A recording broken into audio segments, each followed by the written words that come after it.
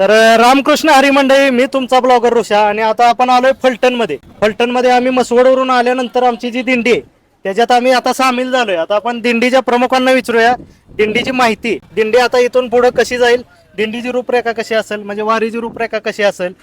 ही दिंडी आपली नाथ संप्रदायाची आणि ही दिंडी जवळजवळ आता 20व्या वर्षात पदार्पण करीत आहे. साधकीय दृष्टीनं व्यवसाय म्हणून नाही, ही दिंडी साधना म्हणून आहे. परिस्थिती पाहिली तर अत्यंत गरीब माणसं या दिंडीमध्ये प्रवेश करीत असतात आणि त्या सर्वांना सांभाळून या दिंडीला काही देणगीदार देत असतात आणि रस्त्याने नामस्मरण करीत ही दिंडी अत्यंत आनंदाने वाटचाल करीत असते. या दिंडीमध्ये लालासो पडर, गलांडे महाराज, पिशे महाराज, नाळे महाराज आणि सर्वच ही मंडळी या ठिकाणी उपस्थित असून या सर्वांच्या सहकार्यानं ही दिंडी चालत असते. इथून आता आपण गेल्यानंतर उद्याला आपण जो आहे, उद्याला सकाळी आळंदीत जाणार, स्नान करणार, तिथून पुढे नगर प्रदक्षिणा करून आपण परत आपल्या मुक्कामाच्या ठिकाणी येतो.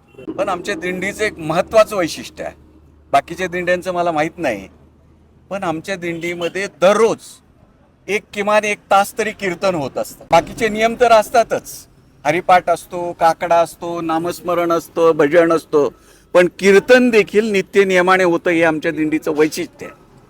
धन्यवाद. तर आता आपण फलटण मधून पुढे निघणार आहे. आता ह्याच्या पुढचा व्हिडिओ आपण टाकणार आहे. आळंदीमध्ये गेल्यानंतर रात्री मुक्कामाच्या वेळेस तिथली कशी काय व्यवस्था असणार आहे ही सगळी तुम्हाला दाखवणार. अशाच अपडेटसाठी ब्लॉगर ऋषाला फॉलो करा आणि इथून पुढे सगळी माहिती घेण्यासाठी आपली व्हिडिओ बघत राहा. रामकृष्ण हरी.